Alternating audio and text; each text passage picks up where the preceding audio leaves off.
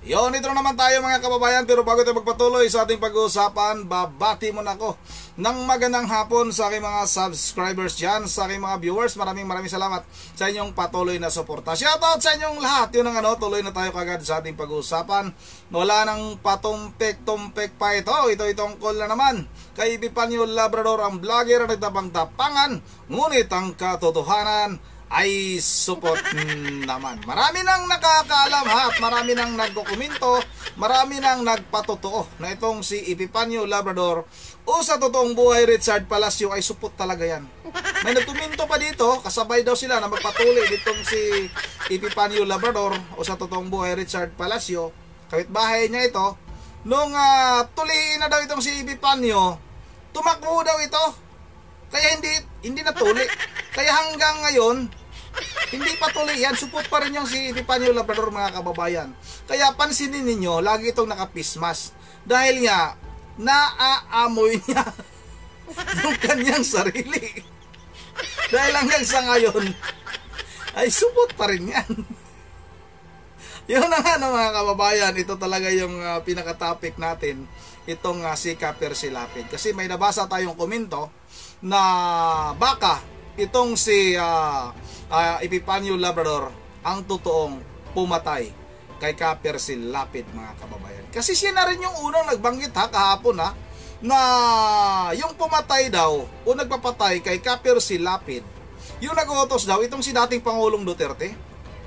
At yung inutusan daw para itumba itong si Kaper Silapid, itong pamunuan ng Iglesia ni Cristo, si Ka Eduardo Manalo. Kaya sinasabi ko sa upload ko kahapon na dagdag kaso, patong-patong na kaso na itong kakaharapin nitong si Epifanio Labrador. Dahil nga kahit katiting, kahit gamunggo man lang, kahit katulad ng kanyang utak na gamunggo, may ipinapakita siya na ebidensya mga kababayan, pero wala. Puro lang katang isip ang ginagawa nitong si Richard Palacio. Kaya nung nabasa ko yung komento na ang totoong nagpapatay kay Kaper Silapid ay itong si Epifanio Labrador, parang naniniwala din ako. Kasi nga, di ba may pinakita na tayong video dito, yung nagbanta siya kay dating Congressman Arnie Teves, na kung bayaran siya, nanawagan siya kay Mayor Joris Digamo, kung bayaran siya ng 1 milyon, handa niyang itumba yung magkapatid na si Fried Henry Teves at si Arnie Teves mga kababayan. At inamin din niya nung nakarang araw na yung nasa likod niya para sirain itong Iglesia ni Cristo, itong si dating Pangulong Duterte, ay walang iba kung hindi si Tambaluslos at itong si Pangulong Marcos Jr. na bangag at itong si Lisa Bangag. Yun daw yung nasa likod niya. Yun daw yung sumusuporta niya. Yun daw yung nag-utos sa kanya para sirain itong pamunuan ng Iglesia ni Cristo at itong si dating Pangulong Duterte mga kababayan. Sa video na ito, ipagdugtong-dugtong natin. Ipagdugtong-dugtong natin kung may katotohanan ba o may maikukunik ba tayo kay Epifanio Labrador. Baka siya nga talaga ang totoong nagpapatay kay Kaper Silapid mga kababayan. Dahil nga sa video na ito, binatikos ni Kaper Silapid yung dating Pangulong Marcos Sr. At talagang harap-harapang sinabi nitong si Kaper Silapid na ang pamilyang Marcos ay mga magnanakaw. Pati yung lula pala nitong si Marcos Jr. Bangag mga kababayan ay magnanakaw din. Dahil nga sa ninakaw nilang ginto, no? Nitong si Rogelio Rojas. O di ako nagkakamali sa pangalan basta Rojas mga kababayan, yung nakadiskubre ng mga ginto, yung Golden Buddha na nakita nitong si Rojas, pero inagaw ng pamilyang Marcos mga kababayan. Di kaya ito yung dahilan? Kaya pinatay itong si Kaper Silapid dahil sa mga ibinubunyag nito. At yung inutusan ay baka naman itong si alam nyo mga kababayan, dahil umamin na ito na siya ay mamamatay tao. Kaya daw niyang pumatay ng tao. Kaya nga daw niyang tugisin yung mga vlogger na tumutulig sa kanya. Ito na mga kababayan ha. Ito panoorin natin ito. Ito yung nagmula kay Kaper Silapid, tapos idudugtong natin yung mga video na nagmula kay Epipanio Labrador sa totoong buhay, Richard Palacio mga kababayan. Ito na, panoorin natin ito. Kano ang dapat mapunta sa kay Rojas, yung nakatuklas niyan.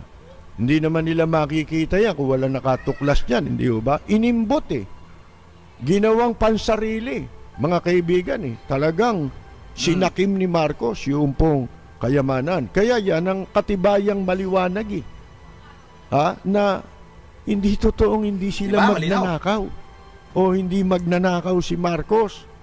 Di ba? Ultimo pala yung nanay ni Marcos. O isipin mo, yun ang nag-utos daw na kausapin siya kung maaari ay tumanggap siya ng 3 milyong piso kapalit ng kanyang sasabihin niya lang dun sa korte na yan yung Golden Buddha na nakuha ko.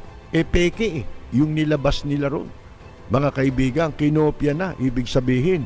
Hindi ba? Siguro nakakita sila sa mga tindahan ng nakakahawig lang ng Buddha, pero malayo dahil tanso, iba kulay, at hindi umiikot, hindi natatanggal yung ulo.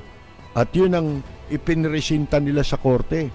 Kasi wala pang martial law noon. Alam nyo, nagkaroon ng nito ng desisyon nung mga kaibigan noong taong 1996 at pinaburan ng hukuman sa Hawaii ito siguro, sa Amerika ng 22 billion dollars bilang kabayaran sa kanya sa mga ninakaw sa kanya. Pero nagkaroon pa ito ng mga kasunod na kaso. Siyempre, ilalaban ito. Ngayon, nakamatayan ito nung pati yung pagkakaaward, di niya na inabot Dahil namatay itong si Rojas 1993 sa edad na 49. Ang opisyal na sinasabing sanhi ng pagkamatay niya ay TB, sakit na TB. Pero, mga kaibigan, maraming nagdududa na totoong namatay siya sa sakit. Mga kaibigan, ang paniwala dito ay pinatay siya. Dahil wala hong autopsy na isinagawa. Kaya pinagsususpechahan na si Rojas ay ipinapatay ito. Siyempre, sino pa ang paghihinalaang nagpapatay sa kanya? Alangan namang pinapatay niya yung sarili niya. Di ba? Malinaw mga kababayan na binatikos ni Kaper Silapid itong pamilyang Marcos. Di ba? Maliwanag doon na talagang may talagang katotohanan na sila po ay talagang pumapatay ng tao. Marami na rin talagang mga pangyayari na ganun. At ito mga kababayan para ma-connect natin yung sinasabi nitong si Epipanio Labrador, baka nga talaga siya yung totoong pumatay kay Kaper Silapid mga kababayan. Bakit kasi binanggit niya ito? Nakalimutan na sana natin ito pero siya yung unang nagbintang. Kaya tuloy, ito na, talagang baka ikaw yung talagang mananagot nito. Epipanio Labrador sa totoong buhay, Richard Palacio, dahil sa iyong kasinungalingan. Tapos, ibinibintang mo sa iba, yun pala, ang totoong gumawa, ikaw pala. Ito mga kababayan, panoorin natin isang beses na meet ko ito, nung ako ay kumuha ng lisensya bilang member ng kapisanan ng Broadcasting ng Pilipinas. Sorry kung mali ako. So, ito mga minamahal ko mga kababayan, marami kasi ang nagtatanong kung bakit tahimik ang iglesia ni Manalo nung namatay si Kaper Silapid. Bagamat marami at lumalabas sa balita at talaga matibay ng ebidensya na mga Duterte ang nagpapatay nito. Yung mga nangyayari noon nakatiwalian, kasabwat dito yung karamihang membro na ipinasok ni Eduardo Manalo sa iba't ibang mga posisyon, iba't ibang mga departamento ng ating bansa. Ha?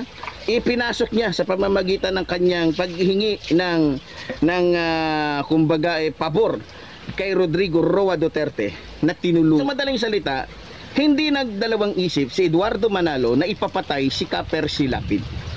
Ha? O Tebes, pag hindi ka umayos Tebes, ito yung gagamitin ko sa'yo, ha? Ito yung ipuputok ko kay Mayagma pati sa'yo, pati na kay Tanasan. Ha? Kasi punong-puno na ako sa'yo, bata. Ha? Kaya umayos ka, ha? Ha?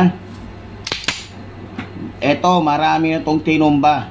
Ha? Baka pag 50 ka, bata. Ha?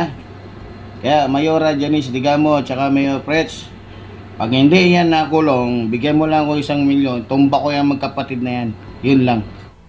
Yan ang mga kababayan, malinaw na ibinibintang niya kay dating Pangulong Duterte at kay Eduardo Manalo yung pagkamatay kay Percy Lapid. Pero mga kababayan, nung una din, inamin niya na na-meet niya daw itong si Percy Lapid. Hindi kaya minamanmanan muna nitong si Epifanio Labrador itong si Percy Lapid, kasi inamin niya mismo na na-meet daw niya ng isang bisis, mga kababayan. Hindi niya mapaliwanag kung paano kumuha daw siya ng lisensya nung naging member siya ng KBP, pero nagsuro siya, di niya alam. Di talaga niya alam kung ano yung kinuha niya.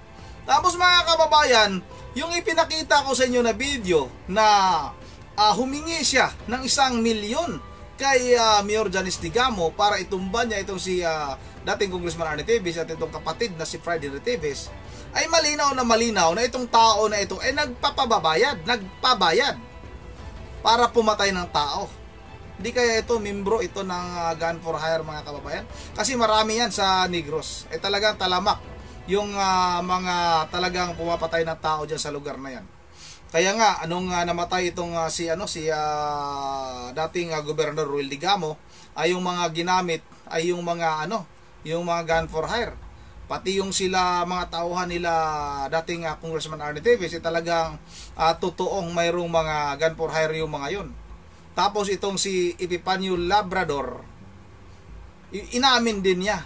At talagang talagang hayagan niyang sinabi na bayaran ng 1 milyon para itumbad niya itong si Friday Teves at si Congressman Arnie Teves.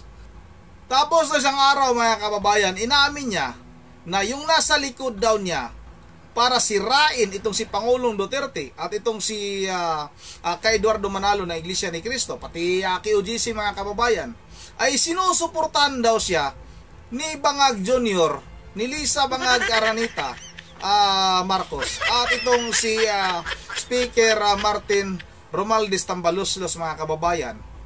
Nasa likod daw niya ito. Sinusuportahan daw niya. Sinusuportahan daw siya. Nakasuporta daw siya kanya to.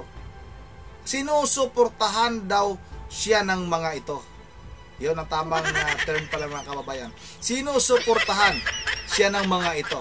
Nitong si Marcos Bangag Jr., Lisa Aranita Marcos Bangag, at itong si Martin Romualdez Tambaluslos. Hindi nalalayo dahil itong si Caper Silapid, binatikos noon yung mga Marcos din. Sinabi talaga, hayagang sinasabi na itong pamilyang Marcos ay mga magnanakaw. Pati pala nanay ni Marcos Sr. magnanakaw. Siya yung nag-utos para palitan yung Golden Buddha. Kasi nga, mga kababayan, napakalaking halaga. Hindi lang po Golden Buddha yun, yung loob ng Golden Buddha na yun, natatanggal pala yung ulo noon, may mga diamante na nasa loob. Iba pa yung mga gold bar, mga kababayan, na ninakaw ng pamilyang Marcos. Kaya siguro itong si Bangag Jr. ay nabahala, baka mabunyag sa publiko yung tungkol sa Golden Buddha na yan.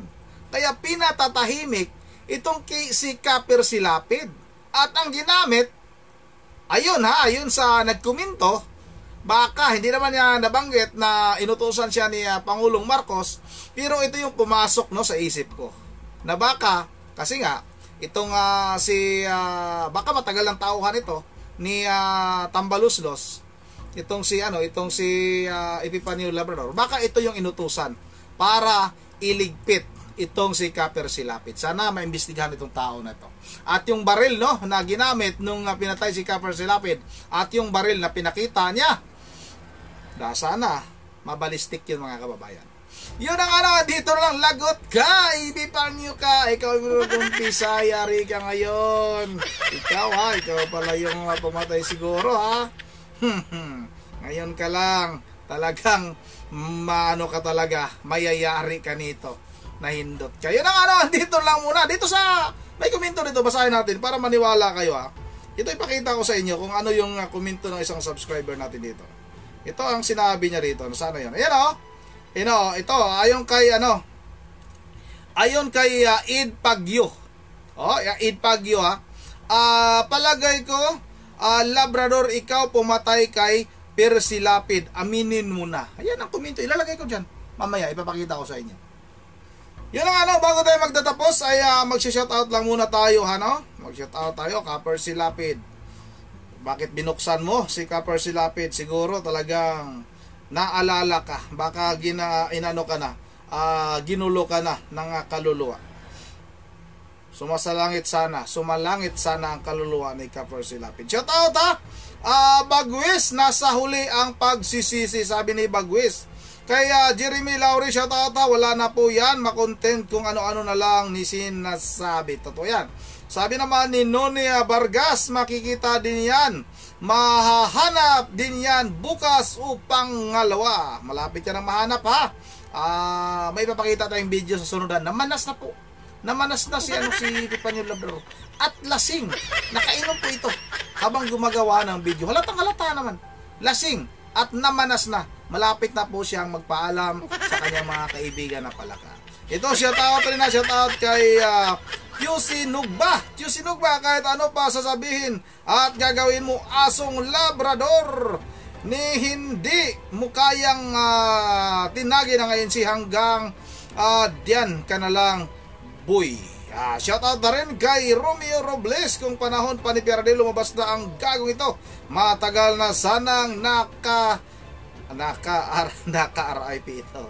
Shoutout, totoo yan. Shoutout na rin kay Ma'am Joyce ng Japan ha.